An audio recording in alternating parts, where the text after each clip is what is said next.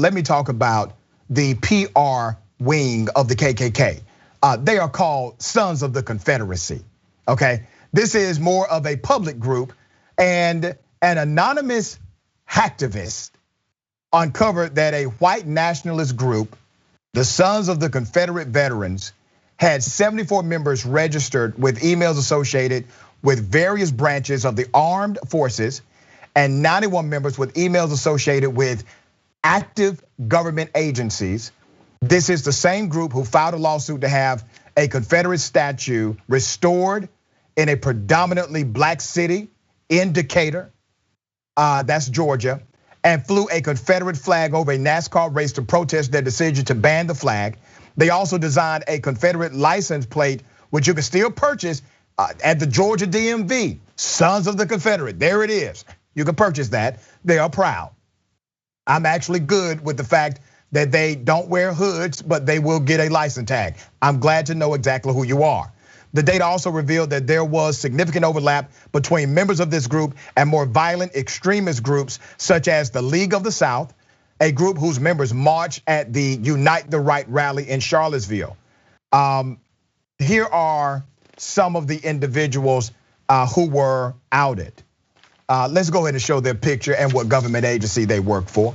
Scott Wyatt. Wyatt represents the 97th district in the Virginia's House of Delegates, which compromises rural counties, north of Richmond, and served as the Confederate capital for much of the Civil War. And the list goes on. I'm actually very happy that they have talked about this. There's another person named Dwayne A.J. Prost, an elected coroner, Osage County, Missouri in 2020, after reaching rank of lieutenant colonel in the US Army National Guard, is also listed as an active member of the group. This person confirmed his damn membership. Prost confirmed his membership, saying that he had joined in the last 4 or 5 years after he discovered a relative had fought for the Confederacy, had attended meetings until around 2 years ago when he became too busy for regular attendance. This man is blaming his dead family member for him joining a white nationalist organization. Yep. They ain't loyal. No, they're not loyal at all. And this is, it's a way to justify joining white supremacist groups. That's what they're looking for, socially acceptable ways to join white supremacist organizations. And so uplifting the Confederacy, a group of individuals who lost against the United States, is they're in for doing that on the low key of just saying, oh, I'm just honoring history, or my ancestors. It's like, just say, I want to be racist and just go about your way.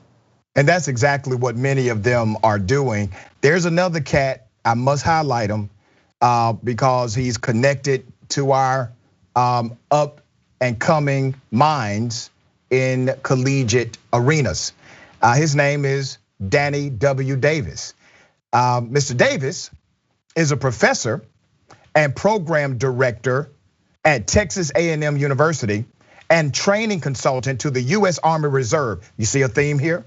Was also found to be one of the members. He's taught courses with titles like Domestic Terrorism and the Internal Threat to America. How do you think he's teaching that course? Look at how strategic these individuals have become.